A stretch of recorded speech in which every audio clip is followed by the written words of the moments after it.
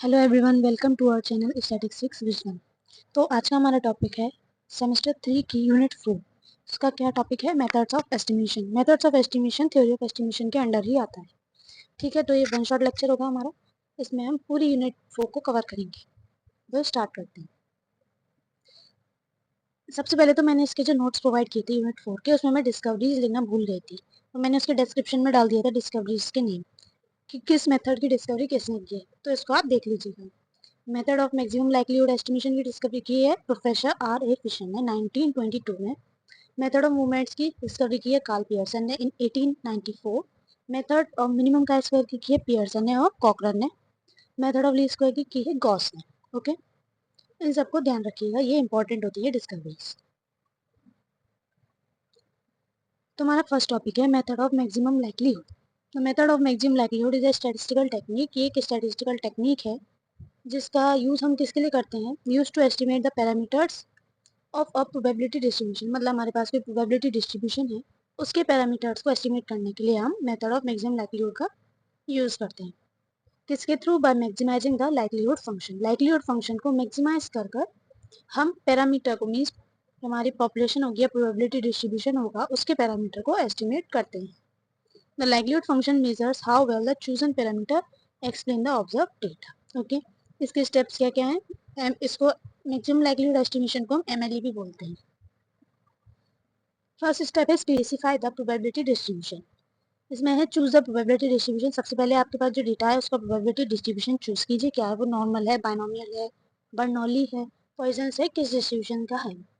फिर उसके बाद हमें लाइक्लीहुड फंक्शन लिखना है। The likelihood function L theta for a set of observations x1 x2 up to xn and parameter theta is the joint probability. ये किसमें हम शो करेंगे? इसे joint probability for of the observe data. इस तरीके से हम इसे शो करेंगे। L theta is equals to P x1 x2 up to xn bar theta. For independent observations के लिए, अगर हमारे पास इंडिपेंडेंट ऑब्जर्वेशन हैं तो उसके लिए हम इस तरीके से शो करेंगे, जहाँ पर एफ एक्स आई बार थीटा क्या होगा? प्रोबेबिलिटी डेंसिटी फंक्शन होगा या फिर प्रोबेबिलिटी मास फंक्शन होगा। प्रोबेबिलिटी डेंसिटी फंक्शन पीडीएफ कब होगा? जब हमारी प्रोबेबिलिटी डिस्ट्रीब्यूशन कंटिन्यूस होगी। और पीएमएफ कब होगा? जब हमारी प्रोबेबिलिटी डिस्ट्रीब्यूशन डिस्क्रीट होगी। Okay, third step is to take the log likelihood. अब हम लाइक्लीहुड का क्या लेंगे? लॉग लेंगे। ये हमने यहाँ पे क्या कर दिया? लॉग लगा दिया इस वाले इक्वेशन। लॉग निकालने के बाद हम इसका डिफरेंशिएट करेंगे और उसे फिर सॉल्व करेंगे। किसके इक्वल रखेंगे इसे? D L theta divide by D theta, means differentiation of L theta with respect to theta is equal to 0। ठीक है, थीटा क्या है? हमारा यहाँ पर पेरीमीटर। अब इस इक्वेशन को हम सॉल्व कर लेंगे और क्या इस इक्वेशन को सॉल्व करने से हमारे पास क्या आ जाएगा? मैक्सिमम लाइक्लीहुड एस्टिमेटर आ जाएगा। एग्जांपल देखते हैं। फॉर अ नॉर्मल डिस्ट्रीब्यूशन, इसमें देखो हमें सबसे पहले बता दिया क्या डिस्ट्रीब्यूशन है हमारी? नॉर्मल डिस्ट्रीब्यूशन है, मीन्स कंटिन्यूस डिस्ट्रीब्यूशन है with a known mean and known variance sigma square. इसका एफ एक्स आई बार म्यू किस तरीके से निकालेंगे? जैसे यहाँ पर था पीएमएफ या पीडीएफ होता है, नहीं उसी तरीके से। तो नॉर्मल डिस्ट्रीब्यूशन के क्या लिखेंगे हम? यहाँ पर पीडीएफ लिखेंगे। तो ये नॉर्मल डिस्ट्रीब्यूशन के पीडीएफ का फॉर्मूला हमने यहाँ लिखा। उसके बाद इस पर हमने लाइक्लीहुड फंक्शन लगाया, एल लगाया, मीन्स तो क्या लगाते हैं हम? इंडिपेंडेंट ऑब्जर्वेशंस के लिए वाला फॉर्मूला लगाते हैं ना, बस यही पुट किया है। ठीक है, तो ये हमने फॉर्मूला लगाया यहाँ पर। उसके बाद हमने इसका लॉग लिया। लॉग लेने के बाद हमारे पास क्या आएगा? ये एक्सप्रेशन आएगा। इसको जब हम डिफ्रेंशिएट करेंगे और इक्वल्स टू 0 करेंगे तो हमारे पास क्या वैल्यू आएगी? Mu cap is equals to 1/n summation x i. ठीक है, तो ये क्या हो जाएगा? हमारा मैक्सिमम लाइक्लीहुड एस्टिमेटर हो जाएगा नॉर्मल डिस्ट्रीब्यूशन के मीन के लिए। ठीक है, अगर आपका पेपर डेस्क्रिप्टिव होता है तो फिर आपको प्रूफ याद रखना पड़ेगा। अगर ऑब्जेक्टिव होता है तो इसका बस डायरेक्ट ये रीमार्क सोल्यूशन याद रखना है कि नॉर्मल डिस्ट्रीब्यूशन के लिए मीन का एस्टिमेटर क्या होता है? ये होता है 1/n समीशन एक्स आई। नेक्स्ट देखते हैं प्रॉपर्टीज ऑफ एमएलई। इसकी प्रॉपर्टी क्या है? First, consistency. As the sample size increases, means जैसे जैसे सैंपल साइज बढ़ता है the MLE converges to the true parameter value. मतलब अगर हम सैंपल साइज बढ़ा लेंगे तो एमएलई क्या आएगा? ट्रू पैरामीटर वैल्यू दिखाएगा। ठीक है, asymptotic normality, means large samples के लिए क्या होगा? The distribution of the MLE approaches the normal distribution. मतलब आप कोई भी डिस्ट्रीब्यूशन ले लो, कैसी भी डिस्ट्रीब्यूशन ले लो, डिस्क्रीट या कंटिन्यूस, अगर उसका लार्ज सैंपल लार्ज हो जाता है तो वो किसको अप्रोच करेगी? नॉर्मल डिस्ट्रीब्यूशन को अप्रोच करेगी। थर्ड वन है efficiency. Among all unbiased estimators the MLE is the smallest variance. MLE का क्या होता है? सबसे छोटा वेरिएंस होता है। कब? लार्ज सैंपल्स में। ये सब ध्यान रखिएगा प्रॉपर्टीज। लास्ट है invariance. If theta cap is the MLE of theta, अगर थीटा कैप थीटा का एमएलई है मींस मैक्सिमम लाइक्लीहुड एस्टिमेटर है, तो g theta cap is the MLE of g theta for any function g. ये वाली property बहुत important है, इसका ये स्टेटमेंट याद रखिएगा। नेक्स्ट देखते हैं method of minimum chi square. The method of minimum chi square is a technique used to estimate parameters. इसको भी हम वही सेम उसी के लिए यूज करते हैं, पैरामीटर को एस्टिमेट करने के लिए, लेकिन इसमें हम किसका यूज करते हैं? By minimising the chi square statistic. Chi square statistic का हम क्या करते हैं? मिनिमाइजेशन करते हैं इसमें, जो क्या हमेशा करता है? Discrepancy between observed and expected frequencies. देखते हैं इसके steps to perform minimum chi square estimation. Define observe frequencies में हम ऑब्जर्व फ्रीक्वेंसीज को डिफाइन करते हैं एज ओ आई से डिनोट करते हैं, मीन्स हम ऑब्जर्व फ्रीक्वेंसीज को। एक्सपेक्टेड फ्रीक्वेंसीज को किससे डिनोट करते हैं? ई आई से। फिर इसके हम काई स्क्वायर स्टैटिस्टिक का फॉर्मूला लगाएंगे। Chi square theta is equal to summation O I minus E I theta का whole square divide by E theta. फिर हम क्या करते हैं? इसको मिनिमाइज करते हैं। Find the parameter theta that minimises chi square. ऐसा पैरामीटर थीटा फाइंड आउट करते हैं जो काई स्क्वायर को क्या करे? मिनिमाइज करे। अभी एग्जांपल के थ्रू हम इसे समझते हैं। हमारे पास क्वेश्चन दिया हुआ है, suppose you are analysing the goodness of fit for a die roll. You roll a die 60 times and observe the following frequencies. किसी डाई को आपने 60 टाइम्स रोल किया और ये इस तरीके से ऑब्जर्वेशन ऑब्टेन की। फेस 1 कितनी टाइम्स आया? 8 टाइम्स। फेस 2 कितनी टाइम्स आया? 10, और ऐसे ही सो ऑन।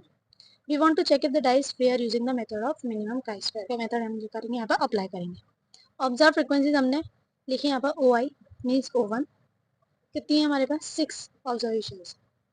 ठीक है, तो हम एज एन ऑब्जर्व फ्रीक्वेंसी लिखेंगे। फिर एक्सपेक्टेड फ्रीक्वेंसीज हम किस तरीके से निकालते हैं? डाई के केस में हम ऑब्जर्व फ्रीक्वेंसी किस तरीके से, एक्सपेक्टेड फ्रीक्वेंसी किस तरीके से निकालते हैं? ए आई इज इक्वल्स टू हमने टोटल कितनी बार परफॉर्म किया किसी एक्सपेरिमेंट को डिवाइड बाय हमारे पास नंबर ऑफ ऑब्जर्वेशंस कितनी है, उसका हम डिवाइड करते हैं, जिससे हमारे पास क्या आ जाएगी? एक्सपेक्टेड फ्रीक्वेंसी आ जाएगी।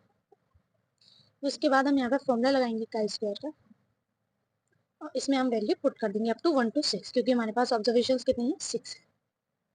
ठीक है, जब हम यहाँ पे फॉर्मूला लगाएंगे वैसे सॉल्व करेंगे तो इसका आंसर क्या आ रहा है? 1। Minimise the chi square statistic. Since we are testing if the die is fair, the chi-square value of 1 can be compared to the critical value from the chi-square distribution table with 5 degree of freedom.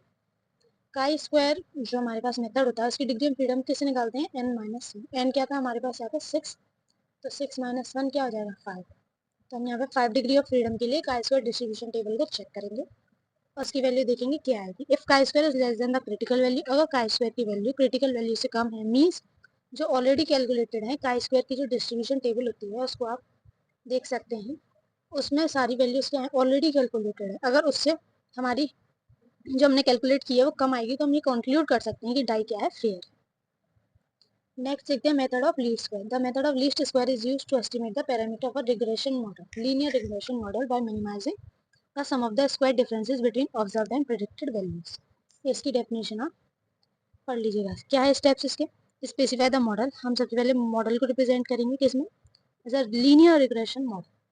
y is equals to beta not plus beta 1 xi plus epsilon i। यहाँ पर epsilon क्या होगा? कोई भी random error, ऐसे ही लेट करते हैं। Write the sum of squared errors. अब इन सब का हम क्या करेंगे? स्क्वायर करेंगे इस एक्सप्रेशन का। स्क्वायर्ड एरर का मतलब कैसे? ये हमने एरर लिया है एप्सिलॉन i, इस पूरे टर्म को हम साइड चेंज करके मतलब लेफ्ट साइड ले जाएंगे तो क्या आ जाएगा? माइनस का साइन आ जाएगा, ये ब्रैकेट में आ जाएगा।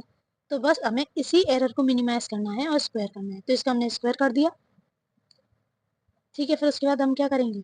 इसका पार्शियल डिफरेंशिएशन करेंगे with respect to beta not and beta 1, और उसको इक्वल्स टू 0 रखकर हम सॉल्व कर लेंगे। तो वहाँ से हमारे क्या आ जाएंगे? एस्टिमेटर्स की वैल्यू। ये फॉर्मूला हमारे पास बन के आ जाएगा एस्टिमेटर्स के लिए, फॉर्मूला याद रखिएगा। इसका एग्जाम्पल देखते हैं। Consider a simple linear equation problem when you have data points representing the number of hours studied and score of a test Y. You have the following data. हमारे पास data है कितने time पढ़ते, जो बच्चे इतने टाइम पढ़ते हैं उनका क्या टेस्ट स्कोर आया है। जो 1 घंटे पढ़ता है उसका टेस्ट स्कोर 2, जो 2 घंटे पढ़ता है उसका 3। इस तरीके से हमारे पास क्या है? डेटा है। अब हम इसमें एस्टिमेटर्स का फॉर्मूला लगाएंगे। बीटा 1 कैप, इसका फॉर्मूला क्या था हमारे पास? Summation x i minus x bar y minus y bar divided by summation x i minus x bar का होल स्क्वायर। तो यहाँ पर हम एक्स बार फाइंड आउट करेंगे किस तरीके से? जो एक्स दे रखा है हमारे पास वेरिएबल, इसका सम करेंगे और डिवाइड बाय 5 कर देंगे, और वाई बार कैलकुलेट करेंगे मीन्स मीन कैलकुलेट करेंगे। तो उसके बाद हम क्या करेंगे? यहाँ पर वैल्यू पुट कर देंगे इन दोनों फॉर्मूलाज में। सबसे पहले हम बीटा 1 में रखेंगे क्या है एक्स आई, एक 1 माइनस 3, ठीक है। क्या रखेंगे हम यहाँ पर 2 माइनस 4, फिर प्लस लगाएंगे, फिर इसके बाद x2 के ले लेंगे, y2 के लेंगे, इस तरीके से हम इसे यहाँ पर लिख लेंगे। इसके बाद सॉल्व करके हमारे पास क्या वैल्यू आएगी 0.9। बीटा नोट को भी इसी तरीके से सॉल्व करेंगे। जो हमारे पास बीटा 1 की वैल्यू आई उसको इस तरफ पुट करेंगे और x बार हमने जो फाइंड आउट किया है वो, और y बार की वैल्यू, तो हमारे पास बीटा नोट कैप की वैल्यू क्या आ गई 1.3। तो जैसा कि हमने यहाँ पर मॉडल लिया था y is equal to beta not plus beta 1 x, तो यहाँ पर हम ये वैल्यू पुट कर देंगे। तो हमारे पास रिग्रेशन लाइन क्या आ जाएगी, ये आ जाएगी y cap is equal to 1.3 plus 0.9 x। Next देखते हैं method of movement. The method of movements estimates parameter by equating sample movements. Sample movements को इक्वेट कर हम मेथड ऑफ मूवमेंट्स निकालते हैं to their theoretical counterparts. Steps to perform method of movements estimation. Define the movement. सबसे पहले हम movement को define करते हैं, किसके साथ, पैरामीटर थीटा के साथ। Equate sample movements to theoretical movements, ठीक है। तो हमारे पास सैंपल मूवमेंट्स हैं, उनको थ्योरेटिकल मूवमेंट्स के साथ इक्वेट करते हैं और उनको सॉल्व करते हैं पैरामीटर्स के। इसका एग्जांपल देख लीजिए। For a normal distribution with mean mu and variance sigma square, x bar की क्या वैल्यू जाती है म्यू और सिग्मा स्क्वायर इसके इक्वल, ठीक है। आप इसके एग्जांपल सॉल्व कर लीजिएगा अगर डिस्क्रिप्टिव हुआ तो, अदरवाइज मैं आपको एमसीक्यूज प्रोवाइड कर दूंगी अगर आप कहते हैं तो। Okay, so that's it in this video, thank you.